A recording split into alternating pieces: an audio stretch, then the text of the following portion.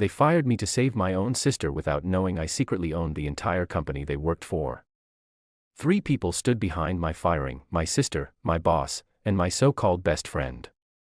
They smiled as they stripped me of my ID badge, like I was some trash to be thrown out. I didn't say a word. I just stared at them, holding back a grin, because what they didn't know was that they had just fired their real owner.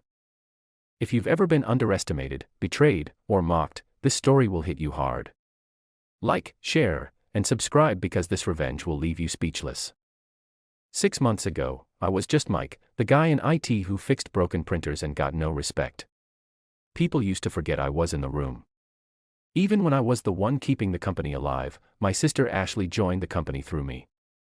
I pulled strings, got her hired, and trained her myself. But the moment she got close to the CEO's son, everything changed. Suddenly, I was being left out of meetings. Emails got accidentally lost. Projects I started were handed off to other teams. Then came the final blow, a fake complaint filed by Ashley claiming I had misused company data. The HR manager, who I later found out was her friend from college, handed me a termination letter with a fake smile. "Mike, you understand. It's for the good of the company. It's not personal." Not personal. She was my sister, and she just cost me everything I'd built, or so they thought. Because while they were busy playing office politics, I had built something bigger. 5 years ago, I started a silent venture with a shell company using my tech skills to develop cybersecurity tools. That shell company, it slowly started acquiring shares of this very company. I kept everything hidden behind proxies and business names. No one knew. Not even Ashley. And just a week before they fired me, I signed the final deal. The shell company officially owned 72% of their firm, but I stayed quiet. I wanted to see who would stab me first, and she did, right in the back. So I walked out that day like a loser with everyone watching me, whispering behind my back. But I wasn't done. Not even close. 2 days after they fired me, they threw a massive party at the office, celebrating new leadership. Ashley walked in wearing a $4,000 dress like she owned the place. My ex-best friend, Todd, stood beside her holding champagne like he hadn't just stabbed me in the back. They were laughing, toasting, talking about new beginnings. But what they didn't know was that I had already scheduled a mandatory board meeting for that evening under my real name. At exactly 7 p.m., every senior executive received an alert. Emergency ownership review. Attendance required. Ashley was confused. "Why is the board calling a meeting without consulting me?" Todd said, "Maybe it's about your promotion. You're about to be officially named CTO." She smiled, but that smile wouldn't last. The boardroom was silent when I walked in. Ashley's jaw dropped. Todd's glass nearly slipped from his hand. The CEO, our uncle, squinted and asked, "Mike, what the hell are you doing here?" I calmly took the seat at the head of the table. Then I slid a file across to the board's lawyer. "These are the ownership documents. You might want to read them out loud." The lawyer looked confused until he flipped through the file, then his eyes widened. "This can't be right. This document shows that a holding company named Sinet Global now holds majority shares of the firm." He turned toward me. "And according to these records, you are Sinet's sole owner."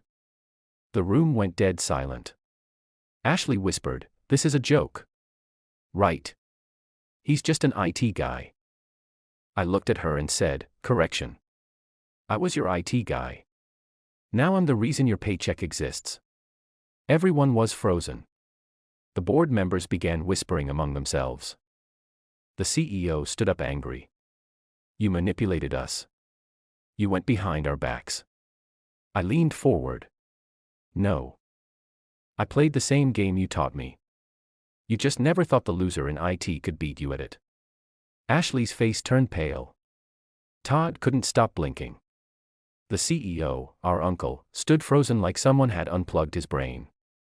I sat there calmly, letting the silence do the damage. Every second that passed was a reminder. They had just handed power to the one person they tried to destroy. One of the board members, Mr. Clark, cleared his throat. "Mike, are you telling us you've been acquiring shares behind the scenes all this time?" I nodded. 5 years of silence. While you mocked me, overlooked me, and pushed me aside, I was buying the company one piece at a time. Ashley slammed her hand on the table. This is insane. You were just a background guy. You didn't even have the guts to speak up in meetings. How could you do all this? I looked straight at her. Because I didn't waste time playing office games. While you were chasing titles, I was building an empire. The board lawyer confirmed everything. Legal, valid, irreversible. And then I dropped the second bomb. I'm not here to just own the company. I'm here to make changes. Effective immediately, the following executives are being removed from their positions due to unethical conduct. I slid another folder across the table. Inside were records, emails, transactions, manipulated reports. Ashley's name was on the top. She snatched the folder, flipped through it in panic, and shouted, "You're doing this because you're jealous, because I got ahead." "No," I said, standing up slowly. "I'm doing this because you betrayed me and because you're a liability to this company." Todd jumped in, sweating. "Mike, we're friends. Come on, man. Don't do this." I turned to him, my voice calm but sharp. "Friends don't sell each other out for a quick promotion. You could have walked away. Instead, you joined them." He didn't say another word. The board had no choice.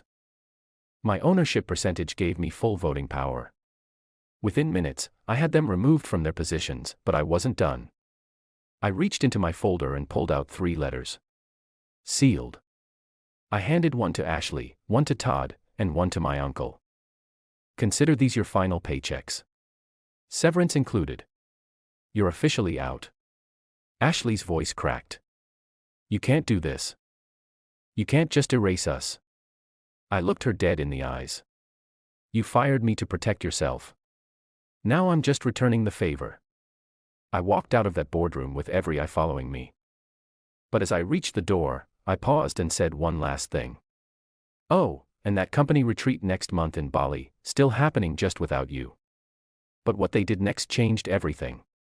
I thought it was over. I thought firing them would be the end of it, but I had no idea how far they were willing to go to destroy me. 3 days later, I started receiving strange calls. No one spoke, just silence on the other end. Then emails started arriving. Anonymous threats, fake lawsuits, ridiculous claims about company fraud. At first, I ignored them, thought it was just noise. But then someone broke into my condo. Nothing was stolen, but my laptop was open. Files had been accessed. It was a message. I checked the security footage. Someone had used my old key card, the same one I'd used back when I was just the IT guy. Only 2 people still had access to that key card system, Ashley and Todd. I knew they were behind it, but what I didn't know was how desperate they had become. I found out later that after I fired them, Ashley tried to launch her own tech firm using stolen files from the company. But when investors did a background check, they found the scandal.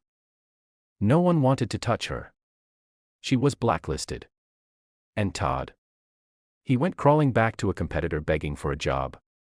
But somehow, every company already knew about what he did. They thought I had leaked it, but I hadn't said a word. They were falling, crashing hard, and they blamed me for all of it. So they came up with one final plan, a plan to take me down completely. It happened at the company's annual shareholder meeting. My first one as majority owner. Everything was perfect, the presentation, the numbers. Profits had soared since I took over. But just as I stepped onto the stage, someone shouted from the back, "Mike, Williams is a fraud. He stole this company." It was Ashley. In the middle of hundreds of shareholders, board members, and press, she walked up holding a thick file in her hand. "This," she said, waving the file, "proves that Mike's holding company used stolen software and fake shell companies. He doesn't own this firm legally." The room went quiet. Everyone turned toward me. A single mistake. And I could lose everything. My reputation, my company, everything I built. The moderator turned to me and said, "Mr. Williams, do you have a response?" I walked to the mic, calm, cold. Then I smiled. "Yes," I said. I was hoping you'd show up today, Ashley, because I brought something too. Pulled out my folder. Inside, it were recorded calls, emails, and bank transfers showing how Ashley had bribed a former employee to fake documents. I had let it happen. I let her walk straight into the trap. Because weeks ago, I had planted a fake file in the system labeled ownership vulnerability. She took the bait. I played a short audio clip. Her voice was crystal clear. If we leak this, it'll ruin him. Doesn't matter if it's real. By the time he proves it's fake, the damage will be done. Gasps filled the room. The moderator stood in shock. One board member whispered, "Oh my God." I turned back to Ashley and said, "You taught me how to play dirty. I just got better at it." Security escorted her out.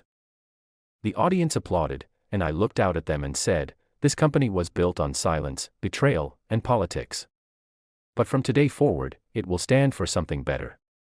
But just as I thought the game was over, a letter arrived at my desk the next morning from someone I hadn't heard from in 15 years.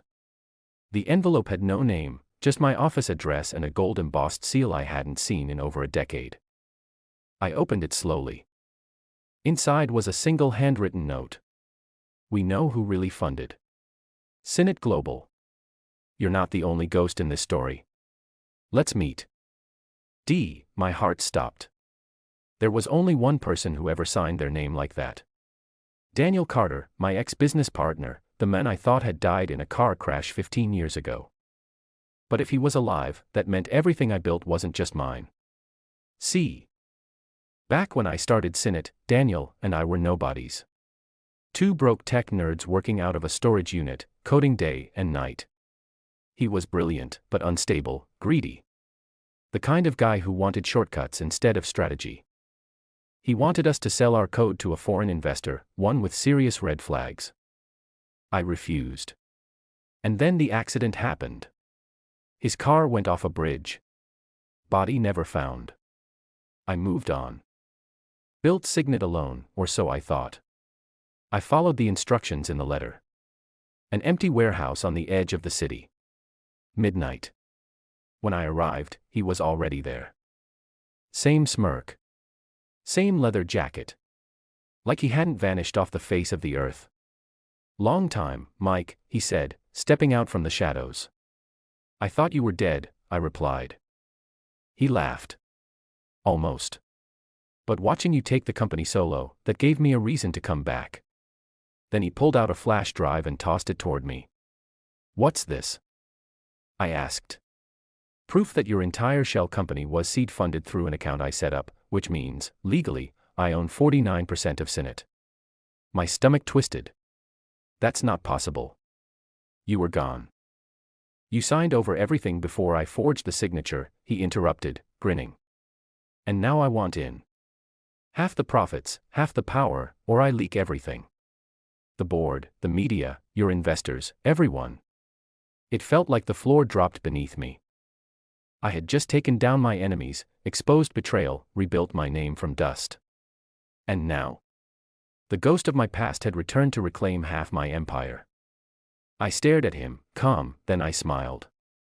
"You didn't come back for power. You came back because you're broke." His grin faded. "You wouldn't have waited 15 years if you were doing well. You've got nothing.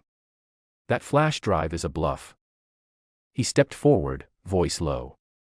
"Wanna bet?" I handed him a folder. "I already knew you were alive. I've been tracking the offshore account you used to fund Sinet, and I bought it 6 months ago." His eyes widened. "You used a dead man's account, and I used it to bury you legally. You don't own 49% of anything. You're just a ghost."